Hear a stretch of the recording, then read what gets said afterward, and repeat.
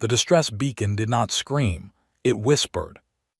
It arrived at relay station RAS-7 as a thin thread of compressed data, half-eaten by 3 days of signal decay, bouncing off dead satellites and ancient compact infrastructure that nobody had bothered to upgrade in 40 years. The duty officer on station was a Drenathi named Vuor. He had 4 arms, gray-green skin, and the permanent expression of someone who had eaten something mildly unpleasant. He had been on RAS-7 for 11 months. Nothing ever happened at RAS-7. He almost deleted it. The automated system flagged it as low priority, origin unknown, sender unverified, signal integrity at 19%. But something in the header made Vuor pause. A Celari civilian frequency, old format, emergency tier. He ran the decryption. The data that came out was not complete. It was fragments, pieces of a longer message stitched together by whatever automated system had sent it. But the pieces were enough. Orbital bombardment confirmed. Ground forces landed. Civilian casualties in the hundreds of thousands. The world named in the header was Nessala Prime. Vuor sat very still for a moment. Nessala Prime was not some unnamed colony. It was the heart of the Celari Confederation. 12 billion people, a world that had been a compact member for over 200 years, a world that was supposed to be safe. He ran a check on the Volkai diplomatic status. The files confirmed what everyone knew. The Volkai Empire and the Celari Confederation were in arbitration talks, a trade dispute, low tension, no military buildup detected. The files were 3 weeks old. Vuor contacted Compact Command immediately. The response took 6 hours normal processing time, nothing urgent, and told him that the nearest Compact response fleet was 14 days away at standard travel speed. A formal assessment would be issued within 48 hours. He was to log the signal and await further instruction. He logged the signal. Then, because Compact Emergency Protocol Article 7 required notification of all member states, he forwarded it down the list. Most of the responses would go to automated inboxes. Most would be read by junior officers who would forward them upward through their own slow bureaucracies. He sent it to the United Earth Fleet's regional command as well, almost as an afterthought. Humans had been Compact members for only 40 years. They had a small fleet and limited territory and were generally considered a minor presence. But protocol was protocol. He did not expect much. What he got was a response in 40 minutes. Not a reply, not an acknowledgement. A direct channel request from the UEF 3rd Combined Fleet, flagged urgent, asking for the original signal data, all sensor logs, and the complete Volkai diplomatic file. Vuor sent everything. He was not sure why. Something in the speed of the request made his secondary heart beat a little faster. 3 hours after that, the UEF 3rd Combined Fleet's 17 vessels began moving out of their patrol pattern. He pulled the fleet record out of curiosity. 17 ships.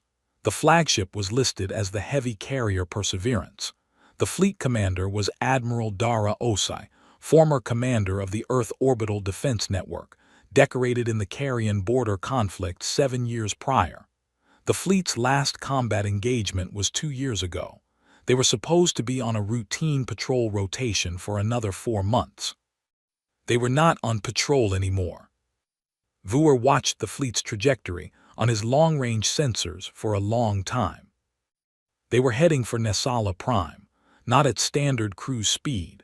They were burning hard, past the recommended drive limits for sustained travel. At this rate, they would cut 11 days down to 6. They would also use significantly more fuel than their patrol resupply allocation allowed. This would require a formal request for emergency resupply authorization, which would need to go through 3 separate compact departments. He checked the fleet's filed flight plan. There was no filed flight plan. They had simply left.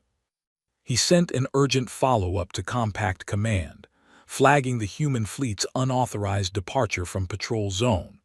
The response, when it came 8 hours later, told him to observe and report and take no action at this time pending formal assessment. By then, the human fleet was already 4 hours deep into the burn. Vuer looked at the original signal data again.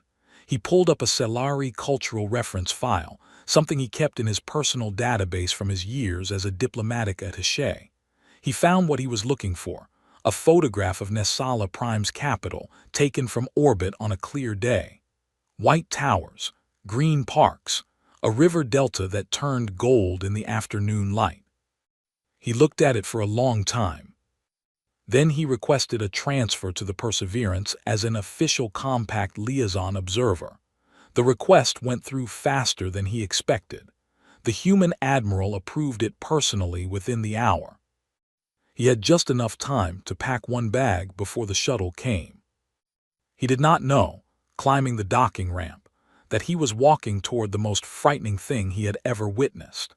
He did not know that in 6 days he would stand on a human warship and watch a species that had barely left its own solar system 40 years ago take apart the largest Volkai invasion fleet ever assembled. He just knew that something was happening, something the compact, slow machinery was not built to handle. And the humans had not waited to be told it was their problem. That, more than anything, was what made his secondary heart beat fast. The first thing Vuer noticed about the Perseverance was the smell. Not a bad smell, just a specific one, something faintly metallic, layered under the recycled air, with a hint of something biological that he could not quite name. He would later learn it was the combination of human sweat, the particular oil they used on mechanical parts, and the coffee they drank in quantities that would give most species heart failure. But in the first hour, he just noticed that the ship smelled lived in. Deeply, thoroughly lived in, as if the crew had been here so long that the ship had absorbed them. He was given quarters near the observation deck, small but clean. A human ensign named Bex, young, freckled, relentlessly cheerful, showed him the layout and told him to ask if he needed anything. Vuer asked what the noise was, a low rhythmic vibration he could feel in the floor. Bex thought about it. "The drives are at 112%, she said. "We do not usually run that hard. You get used to it." Then she smiled and left. Vuer did not get used to it. He made his way to the observation lounge because he had nothing else to do and because the compact liaison role officially was to observe. The lounge had a long curved window facing the direction of travel. Stars moved wrong at this speed, slightly stretched at the edges. 3 humans were already there, 2 junior crew members playing some kind of card game and a man sitting alone at the far end, reading a physical book. A physical book. On a warship burning at maximum drive capacity toward an active conflict zone. The man with the book noticed Vuer, nodded once, and went back to reading. Vuer later learned his name was Captain Rowan Adler, commander of the heavy cruiser Resolute, traveling with the fleet for a joint coordination exercise that had just become something else entirely. That afternoon, Vuer attended the fleet-wide tactical briefing in the Perseverance's command center. He had attended military briefings before. Compact briefings were formal, structured, and careful. They involved projected casualty models, diplomatic option trees, and at least 3 separate subcommittees of analysis. This briefing lasted 20 minutes. Lieutenant Commander Orion Baez, young, sharp-eyed, with the look of someone who had not slept in a day and did not intend to sleep for another, put the Volkai fleet projection on the main screen. 207 vessels confirmed by the last available sensor data. Ground forces landed on 3 continents. Orbital bombardment had stopped, which meant either the ground campaign was advanced enough that they did not need it anymore, or they were saving power. Neither option was good. He then put up the UEF fleet composition, 17 ships. Nobody in the room reacted to this comparison. That was the part that Vuer found strangest. No hesitation, no visible concern. One officer asked about fuel reserves. Another asked about drone intercept ratios. A third asked whether the Volkai used decentralized command architecture or a high-priority system. Baez answered each question. Admiral Osai listened and asked 2 questions of her own, both about timing. Vuer raised his hand and noted, formally, that the UEF fleet did not have compact authorization for offensive engagement. Osai looked at him with the patient expression of someone who had already considered this. She said that they were responding to a distress signal under Article 7 of the Compact Emergency Response Charter, which required no prior authorization. They were not an offensive fleet. They were a rescue mission.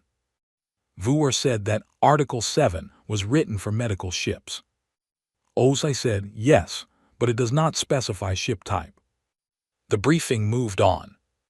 Later, unable to sleep, Vuer wandered toward the cargo level. He heard them before he reached the bay doors, not shouting, not weapon fire, just movement. A controlled, rhythmic sound of people moving fast in a confined space. He looked through the bay window.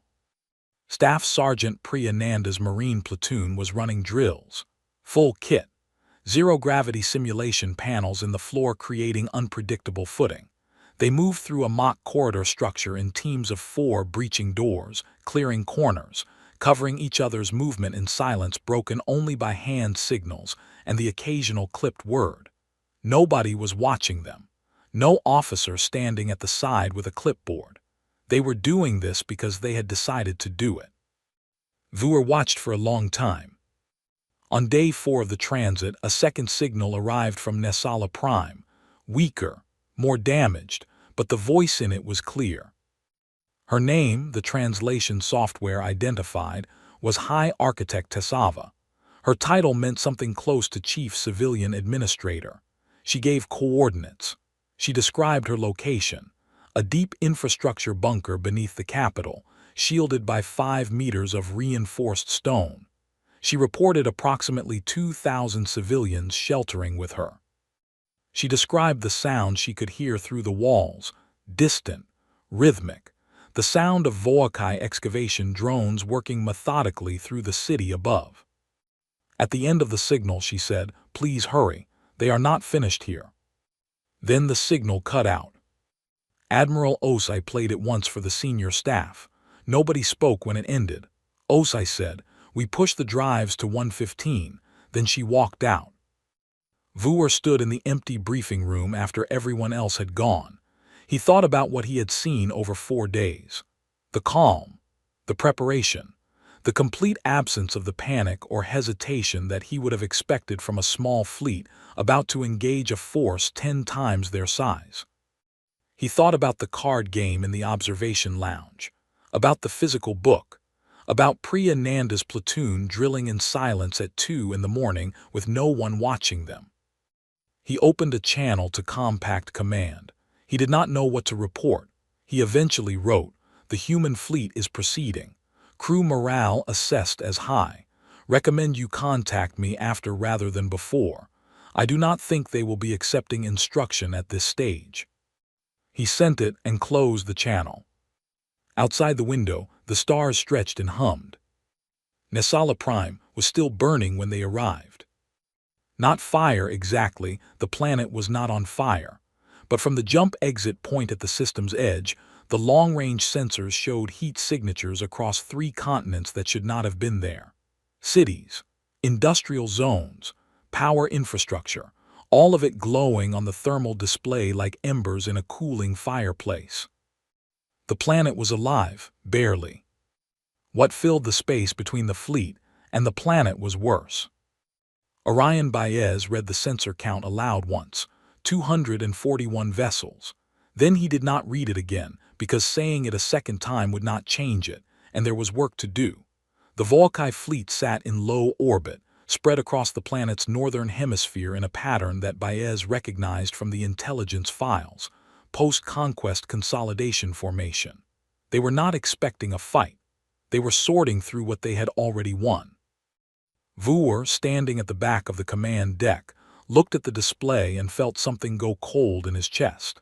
He had a small personal device on his wrist, a compact liaison communicator, standard issue. He could use it to formally advise the fleet to stand down pending compact authorization. He had the authority to do it. His hand did not move. Hive Commander Scrath received the proximity alert in the 3rd hour of his sleep cycle. His adjutant woke him with the data. 17 vessels, human configuration, emerged at jump distance.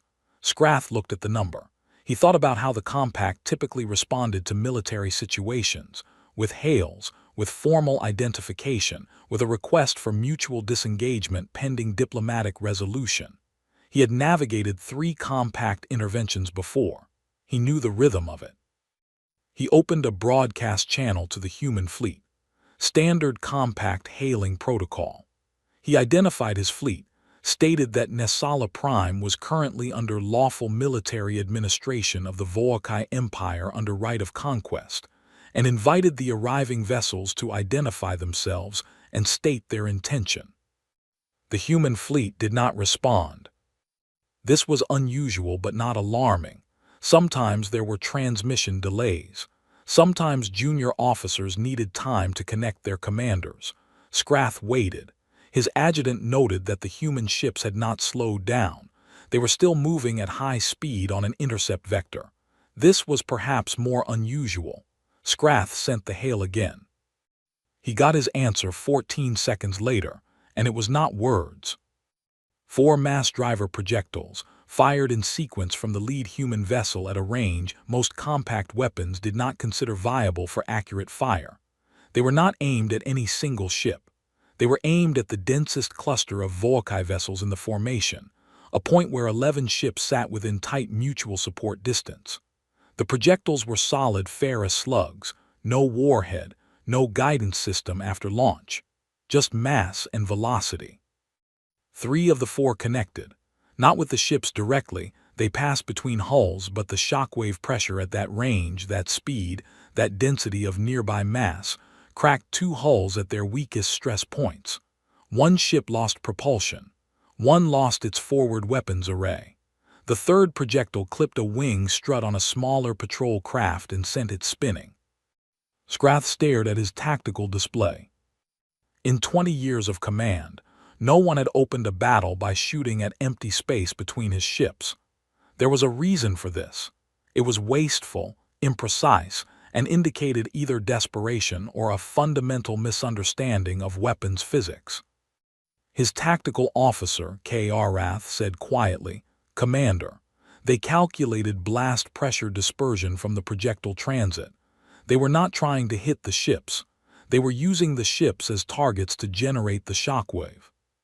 Scrath looked at K. Arath for a moment. Then he ordered full combat formation and began issuing counterinstructions. The problem was that the human fleet had not stopped moving while he issued orders.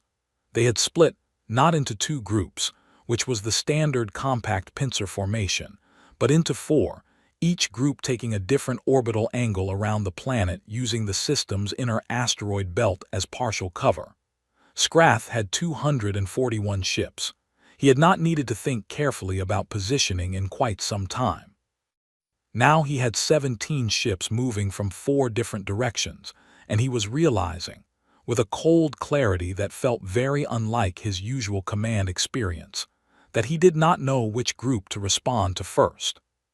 On the Perseverance, the command deck was very quiet. Osai stood at the tactical table. She did not raise her voice. She did not move much. She pointed at the display occasionally and said things like, "Shift group 215 degrees and let them come to us, and tell Resolute to hold that angle, do not advance yet." Baez relayed the orders. The fleet moved. Vuer watched her face. He was trying to find the thing he expected to see there: tension, excitement, the particular brightness in the eyes that he had observed in other species when violence was imminent. He did not find it. She looked like someone doing careful, detailed work, the kind of concentration you put on a problem that requires your full attention. The first Volcae counterstrike came from their drone swarms. Thousands of small autonomous weapons platforms launched simultaneously toward the approaching human groups.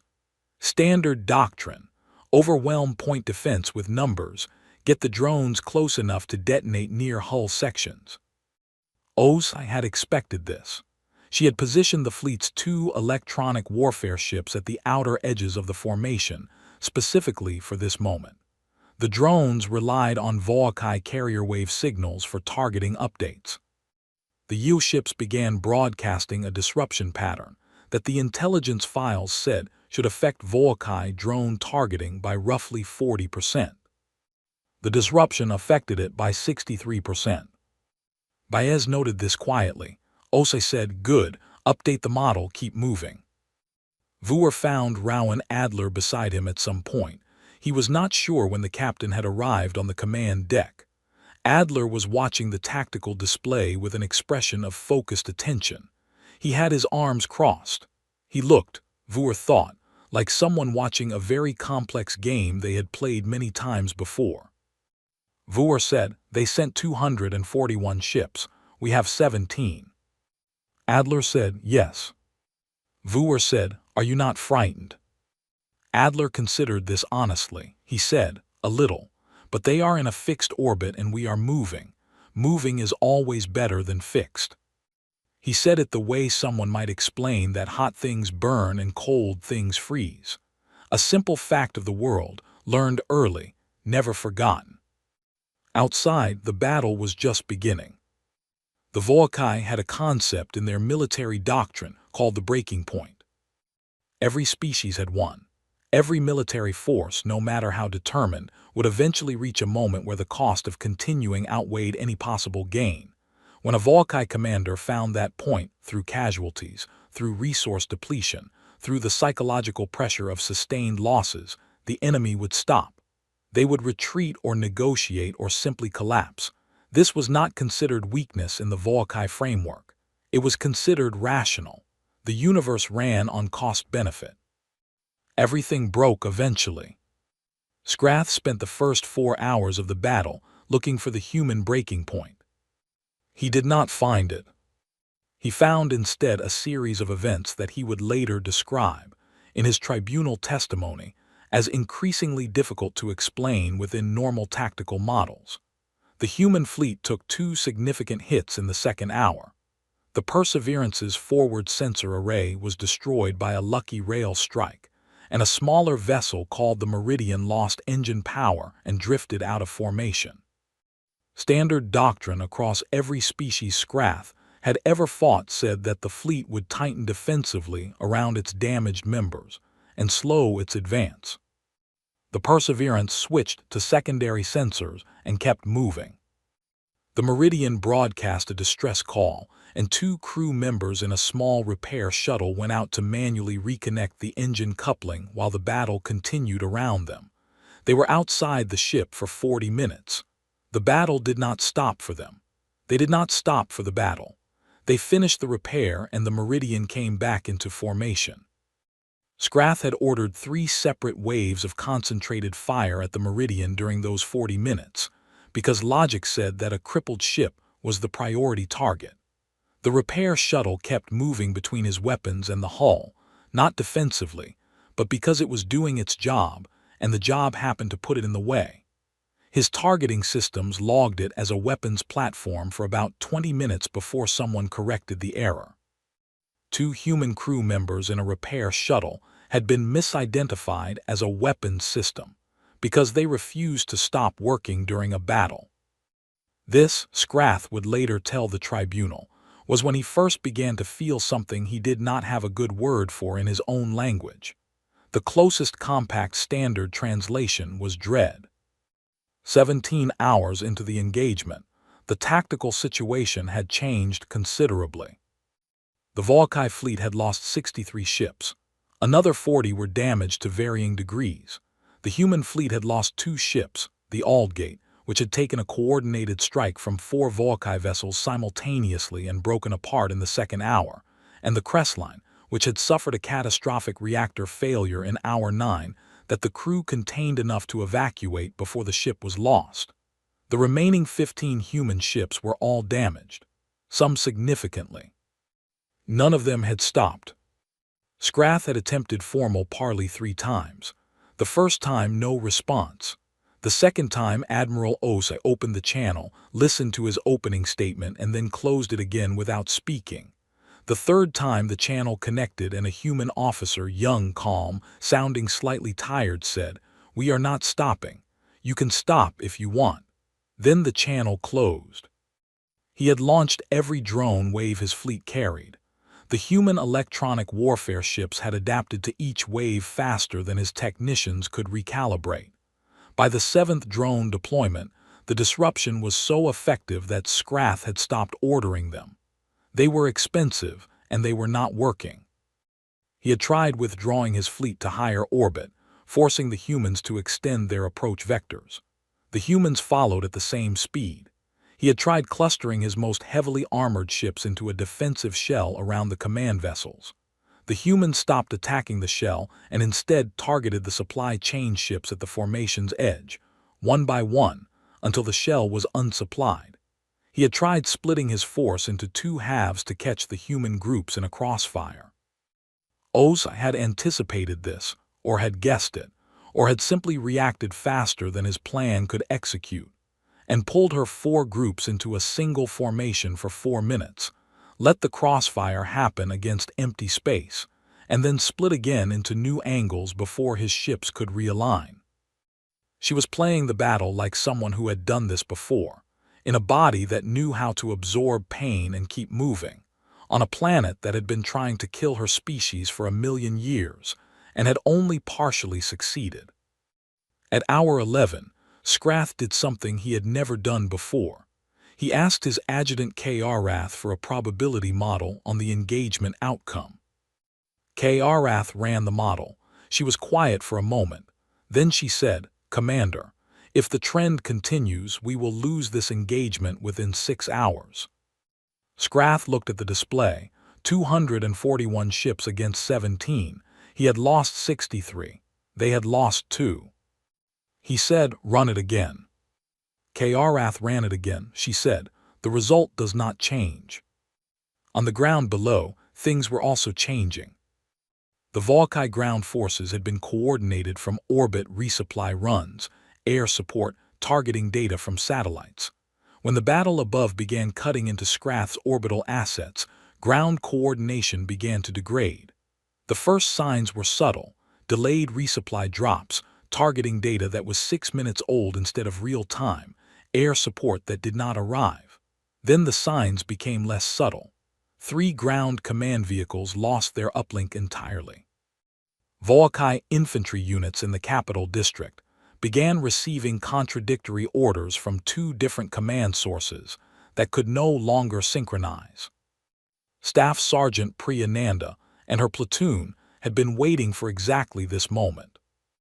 They came down in a shuttle during hour 12 of the battle, using the sensor blind spot created by a destroyed Volkai relay satellite.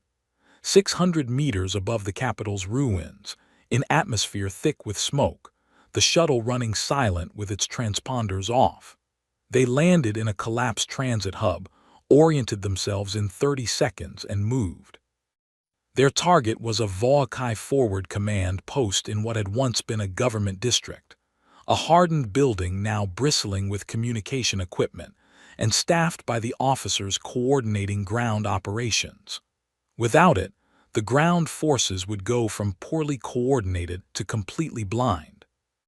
Priya's platoon hit it from 2 sides simultaneously, at a time when the garrison was rotating shift, a piece of timing that required knowing Volkai operational schedules, which intelligence had provided, and trusting that information, which was a choice. They cleared it in 22 minutes. 5 of her people were wounded. All 5 kept moving. Priya stood in the command center afterward, surrounded by her people and the wreckage of the post, and looked at the screens still showing the feeds from above. The battle in orbit looked like chaos from here, but she could see the pattern in it, the human ships moving like a school of fish around a much larger predator, never staying still, never attacking the same point twice. She said to nobody in particular, "Come on, Admiral." Above her, 15 battered ships continued their impossible work. At hour 16, Scrath opened a general broadcast to his fleet. Prepare evacuation protocols. His adjutant said, "Commander." He said, "I know." He had run out of things to try.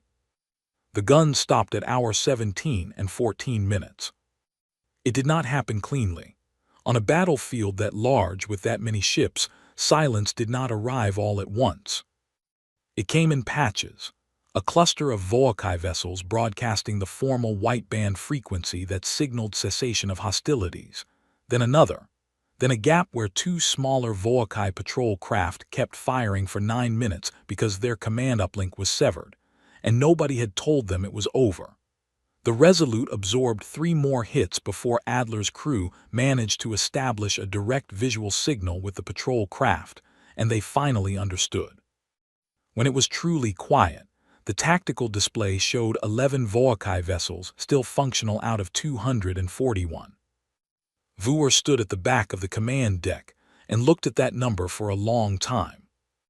He had filed 12 reports to Compact Command during the 17 hours. 3 of them had been formal objections to unauthorized engagement. 2 had been requests for clarification on jurisdictional status. The most recent 7 had simply been observational logs, because at some point during hour 8 he had run out of procedural things to say and had started writing down what he was actually seeing. He suspected those last 7 would be more useful to compact historians than anything else he had ever written. Osai's first order after the ceasefire was not about the ships, it was about the planet.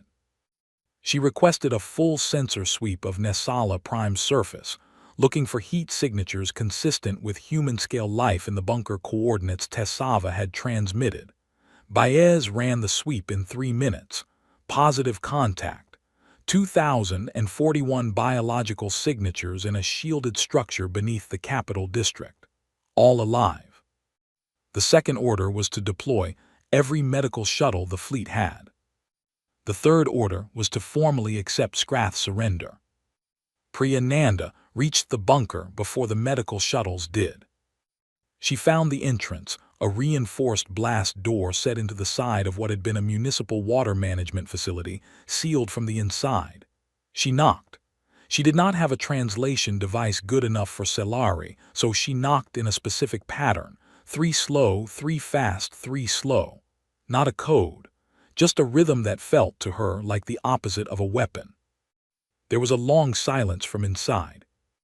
Then the door opened 20 centimeters, held by a chain, and one enormous amber eye looked through the gap. Priya stepped back so the figure inside could see her full silhouette. She held her weapon at her side, pointing down. She spread her other hand open, palm forward. She was not sure if this gesture meant anything to Selari, but it was the best she had. The door closed. There was a sound of something being unlatched. Then it opened fully. High Architect Tessava was taller than Priya had expected, thin in a way that suggested recent weeks rather than natural build. Her feathers, the Selari had a fine layer of them across their shoulders and the back of their necks, she had read, were matted and dull. She stood straight anyway. She looked at Priya with the careful attention of someone assessing whether this was real or another thing to survive.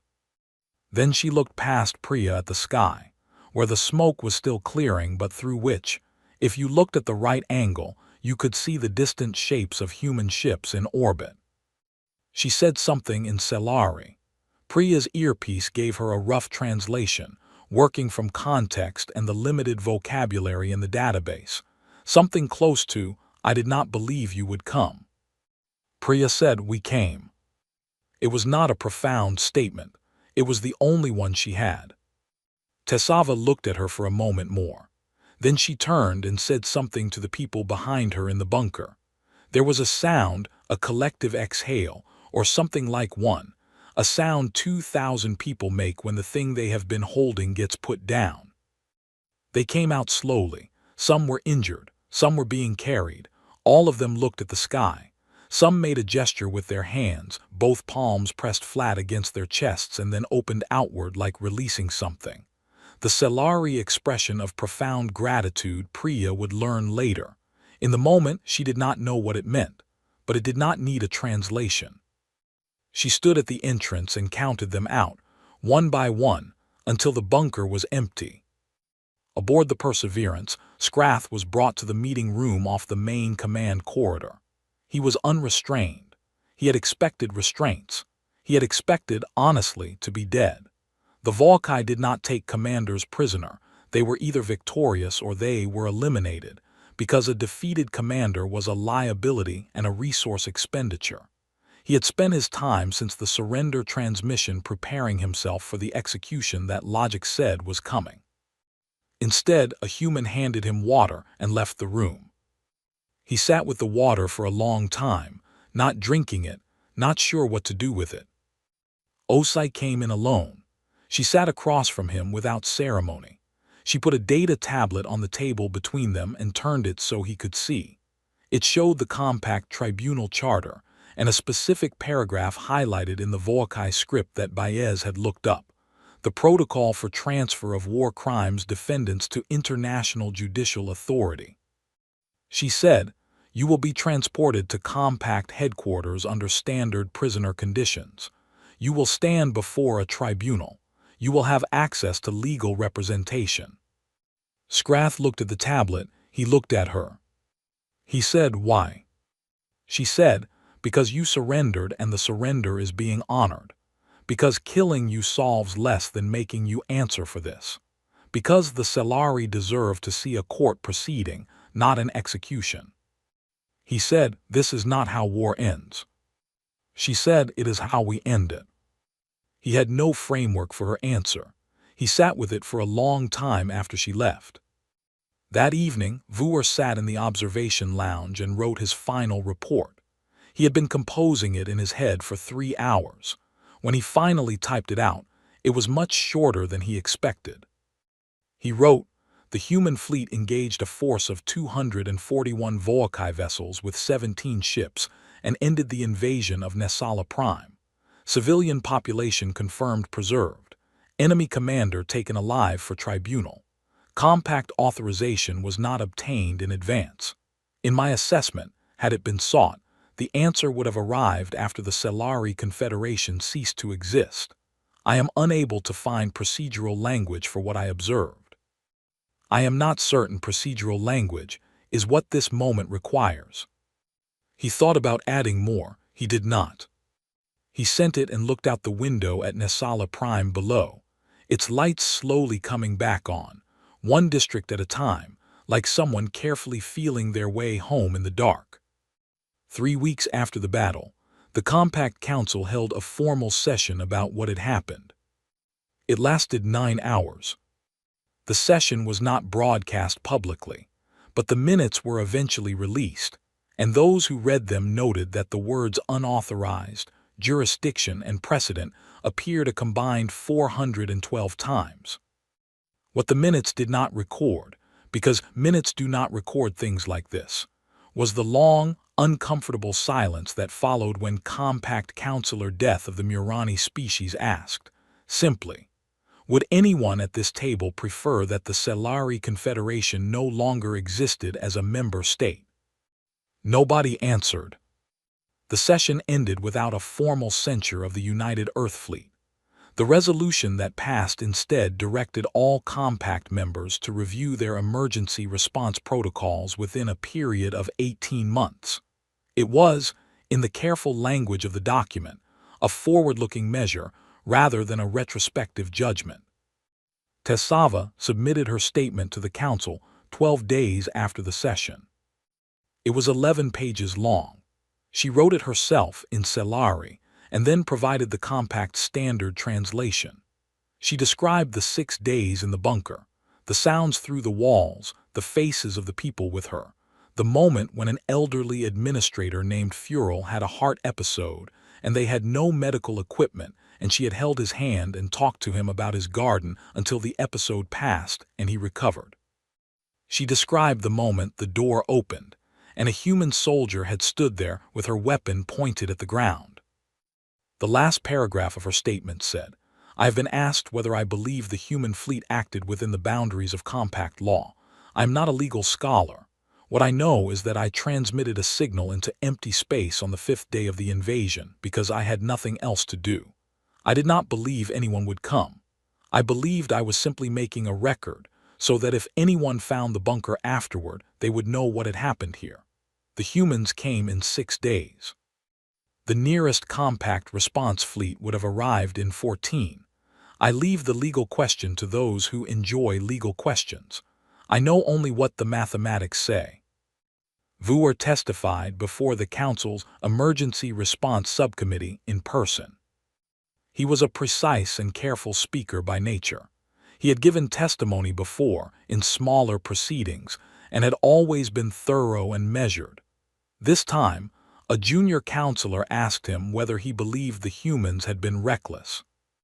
Vuer sat with the question. He said, "I watched a crew member repair an active engine coupling during a fleet engagement. I watched a Marine platoon run drills at 2 in the morning with no one supervising them. I watched Admiral SOS accept a surrender and then spend 4 hours personally verifying that every civilian who had been in that bunker had received medical attention before she attended to anything administrative." He paused. "I do not think reckless is the correct word. I think they are very, very serious about certain things." The counselor asked, "What things?" Vuer said, "Finishing what they start and making sure the right people survive it." The tribunal processing occupied a separate proceeding entirely. Scrath stood before a bench of 7 judges from 5 species, charged with crimes against civilian populations under the Compact's humanitarian statutes. His defense was limited. The records recovered from the captured Volkai command vessel showed the operational planning files for the Nesala invasion, 2 years of preparation, detailed casualty projections for the Selari population, resource extraction schedules. He did not deny the files. He said they were consistent with standard Volkai military doctrine and that he had acted within his mandate. The tribunal noted this in their proceedings and continued. The verdict took 3 months to reach. Life sentence, compact detention, no execution. The Volkai Empire formally protested this as insufficient. The Compact noted the protest and filed it. Back on Nesala Prime, the rebuilding had started before the legal proceedings did. Human aid teams were among the first on the ground. They had logistics infrastructure, heavy lifters, portable fabrication units, field hospitals, that most compact aid organizations did not carry. They also had a quality that Tessava would later describe in an interview as difficult to translate. They were comfortable with mess. Most species found disaster environments psychologically difficult: the disorder, the visible damage, the absence of normal structure. Human aid workers walked into wreckage and immediately began sorting it. They did not need things to be clean before they could work. They had, she said, a very practical relationship with reality. There was friction, occasionally. Human communication styles were more direct than Selari social convention allowed for, and there were several incidents in the first 2 weeks where well-meaning human workers said something that caused unintentional offense. Priya Nanda's platoon, assigned to security for the capital district, resolved most of these by simply asking Selari elders how things should be done, and then doing them that way. This approach turned out to work quite well. Adler came down to the surface on the fleet's 18th day in the system, while final repairs were still ongoing on the Resolute. He walked through the aid distribution area in the capital, watching the human and Selari workers figure each other out in real time. A child found him. The Selari young were smaller than the adults in a way that was not proportional. Their heads were slightly too large, their movements slightly too unpredictable, in the universal manner of young things that had not yet grown into themselves. This one had feathers brighter than the adults, still showing the vivid patterns of youth. It climbed up onto the piece of broken wall where Adler was sitting and stared at him with the complete, unself-conscious attention that children have before they learn that starring is impolite. He offered it a piece of ration bar. It took the bar, smelled it, made an expression that required no translation, and handed it back. He laughed. It was not a complicated moment. There was no speech, no ceremony, no record of it in any official document. A human and a Selari child sitting on a broken wall in a city that was slowly, carefully, putting itself back together. The child eventually got bored and left to investigate something else. Adler finished his ration bar alone and looked at the sky. He wrote in his personal log that evening, "It is a strange thing to be very good at destruction. It makes the other part, the staying, the helping, the sitting on rubble with a child who doesn't trust your food, feel more important. Maybe it always was."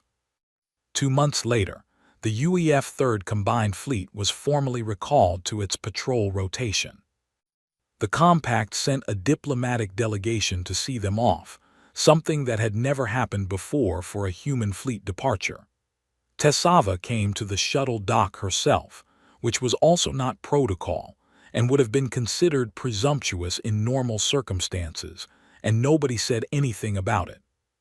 She stood at the dock and watched the shuttles load. Priya Nanda was the last one up the ramp. She stopped at the top and turned back. Tessava raised one hand, not the formal gratitude gesture, not any official gesture at all, just a hand raised. Priya raised hers back. Then the ramp closed and the fleet went home. The compact's revised emergency response protocol was passed 14 months later. Article 7 was expanded to include any vessel capable of providing material assistance to a population under threat. The revision was called, in the official documentation, a clarification of existing language. Everyone understood what it meant. It meant, if you send the signal, someone will come. And if the someone is human, they will come fast, and they will not stop.